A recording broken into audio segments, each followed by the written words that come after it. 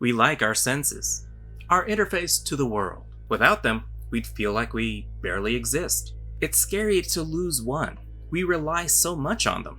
Scary movies take advantage of the loss or denial of senses. We fear what's hiding in the dark when we can't see or hear what's coming. Sometimes the movie relies on self-denial to stay alive. Don't peek. Don't move. Shut the fuck up. This is only a suggestion. Don't breathe. You know it's a bad neighborhood when this happens in broad daylight without Karen calling the HOA. 20, 19, 18. Rocky, those are very slow seconds. 17. Yo, kill that already. I told you this was gonna be fancy. Oh, okay, we're doing this. Well, a few days earlier, Rocky, Alex, and Money are burglars, played by Jane Levy, Dylan Minette, and Daniel Zavato. They steal and vandalize because they are scum. You know, typical burglary, steal stuff, break stuff, and pee? Serious? They break in after turning the alarm back on to hide the fact that this was an inside job. You see, Alex's dad works at the security company that handles these houses, which gives him access to his clients' alarm codes and house keys. I think the fact that the victims all share the same security company might be a red flag to some. Yo, this is it, man. Burglary isn't profitable unless you're actually stealing cash. No matter what you bring in, Rick will only give you half its value. But they get a tip for their next score. He's an Army vet loner who scored an out-of-court settlement. She was run over by a car driven by a rich girl. Legend has it he's got $300K. And they're convinced the money is in cash inside the house and not in, you know, a bank. We're not doing this one. Seriously? Alex refuses, which kills their plan since he's the guy who can get the keys. But Rocky isn't a heartless thief. She's doing this to fund her and her sister's escape from their abusive mother. So, of course, Alex is in. Doing some recon, they finally spot their mark. Shit, that's her guy. Norman, played by Stephen Lang. Wait, is he blind? They're gonna rob him blind anyway, so they're halfway there. You know he's got money. He lives alone and he saves a fortune in light bulbs. It's go time. There's 4 locks. You got the other keys? I don't have the one. Their one key is useless for 4 locks on the door, so they need a plan B. He's got a big dog, so they take him out of the picture by drugging him. They break in very quietly. And disable the alarm. Shoes off. They remove their shoes because Norman just waxed and they are respectful robbers. To keep Norman sleeping, they rig his room with a sleeping gas. Basement door is locked, so of course the money must be in there. Money has a gun and that causes Alex to walk. Do you have any idea what bringing a gun to a burglary means? What, you mean you just gave this guy the legal right to shoot us? Because he has a line. This guy pees on carpets, he has a gun. Scum. Who's there? Great job on the sleeping gas. Stay right fucking there.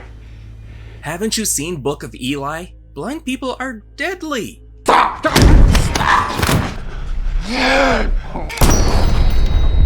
See? No one listens to me. But Alex didn't walk far enough. Being blind, sometimes you get a heightened sense and an increased ability for late-night home repair. Rocky's hiding spot just happens to be close to Norman's hidden safe. She even spies the combination. You may as well, you came this far.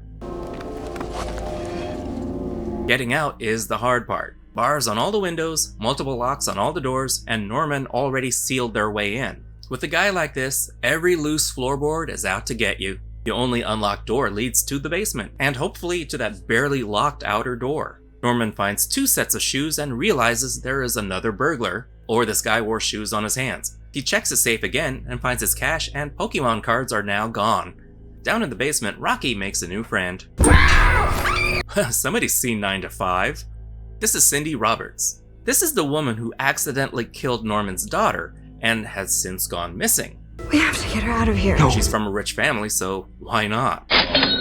More puzzles, more keys, but escape is within reach.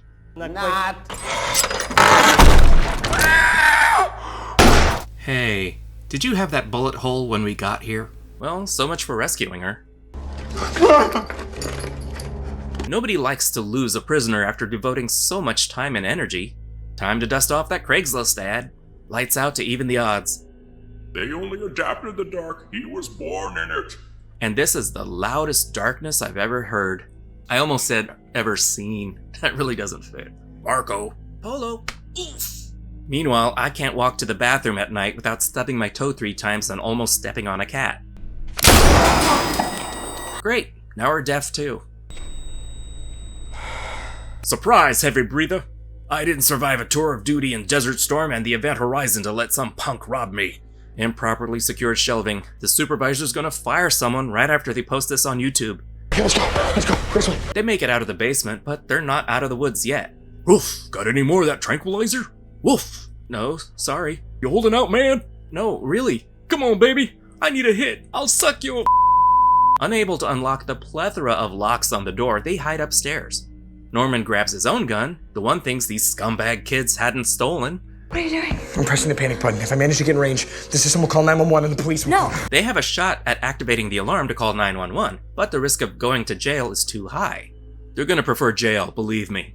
Trapped, Rocky flees through a huge vent Die Hard style, and Alex gets thrown out the window by the dog. Shoulda gave him more drugs, man. Try to bleed to death quietly. Again trapped, Alex hides in a room full of tools. No, not the Maytag. They don't make that model anymore. Ah, Daredevil rules.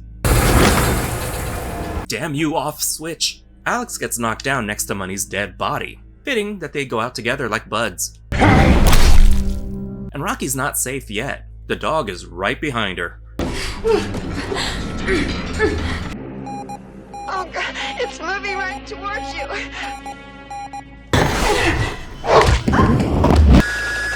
She wakes up a little later, closer to freedom. I didn't say much closer.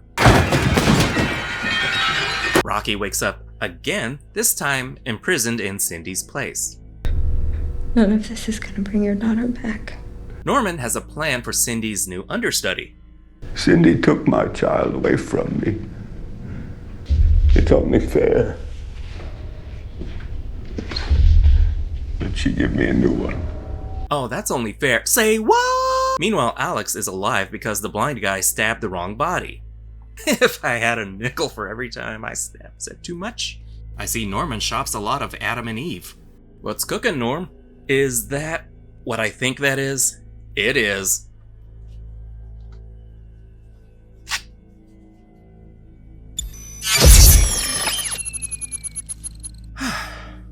Hey, a neuralizer. Hey, a neuralizer.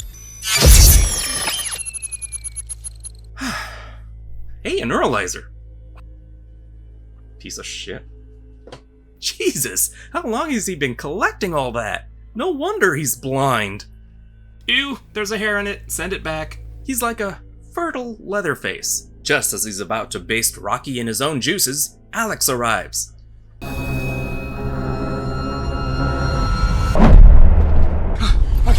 Did he hurt you? Rocky's not gonna just let this slide. She gives him a beat-down sundae with some whipped cream.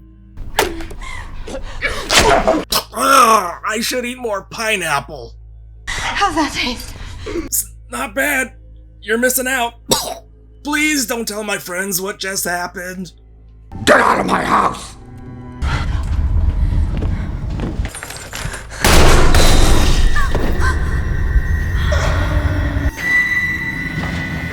Bye, Alex. I'll think of you in California.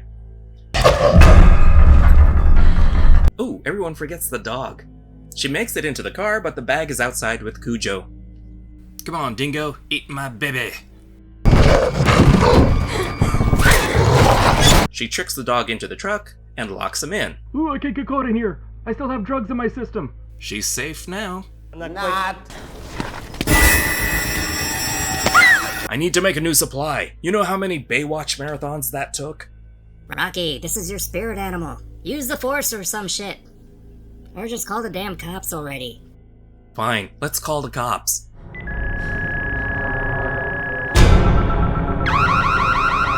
Oh, why is it so loud? I'm blind, not deaf. Hold still while I symbolically destroy my world.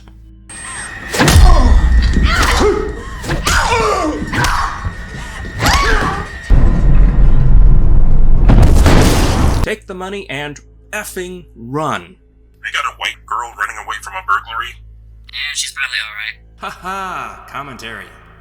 Well, Rocky and her sister are on their way. They also happen to catch the news about Norman, who's not dead. He'll be up and murdering folk in no time for the sequel. I'm not kidding, there's one on the way. And that was Don't Breathe. You may now exhale. Money is irredeemable, a punk, thief, and a bully. We knew he was a goner, didn't we? Alex is just following Rocky because he's got feelings for her. And we know that makes people do foolish things. That leaves Rocky robbing people for a somewhat noble and desperate bid to finance their escape from an abusive household for her and her sister. I found my sympathy divided, at least at first. Norman, the blind guy, is a wickedly cool character on the one hand. The blind samurai shtick has been done a lot, as recently as the Book of Eli. He's still interesting though. His weathered, battered exterior tells a hell of a story. His actions are driven by madness, fueled by PTSD, the loss of a child, losing his sight, take your pick. This is a man in control of his environment, until it's thrown into chaos by invaders. Of course, this does not excuse the forced impregnation, imprisonment, and murder, so get that idea out of your heads.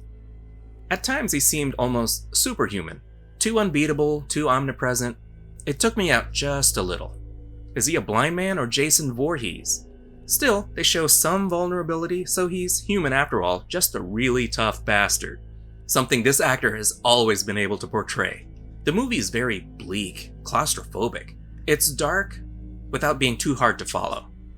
Not particularly gory, this is opposite the spectrum from Fede Alvarez's previous movie, The Evil Dead reboot, which was blood, blood, blood. We have a more suspenseful thriller with some blood and some other bodily fluids. A common component in horror is isolation, and this movie has it in layers. His blindness in a locked house in a deserted neighborhood in a bleak part of town. No neighbors to run to, no helpful strangers.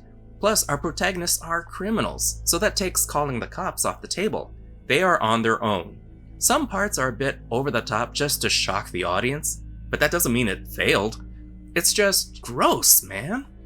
Stephen Lang is the MVP here. He could shift between vulnerable old man to apex predator on a dime. Times I almost sympathize with him. Then I remember this stuff. The heroine's criminal activity plays on the stealing bread to feed a starving family concept to justify her actions. But what if this was a regular blind man who wasn't holding a woman hostage while forcibly impregnating her with a turkey baster? It's a little different, isn't it? Good thing he turned out to be such a monster, huh? Sound, and the lack of it, plays heavily. You become more conscious of every breath you take just sitting in the audience. You want to shake them for jingling their keys so loudly. It's very tense, brutal, visceral. You're in the dark with them. Don't Breathe is 4 Bs. Strong performances, tense atmosphere, and the flexible moralities at play make these characters interesting. It's a little predictable, but the morality questions give you stuff to talk about. If you had to give up one of your 5 senses, which one would it be? Comment below. And thank you so much for watching. Like, subscribe, comment the bell, the usual YouTube stuff. This is theNewBee, and I'll see you later, kids. Toodles!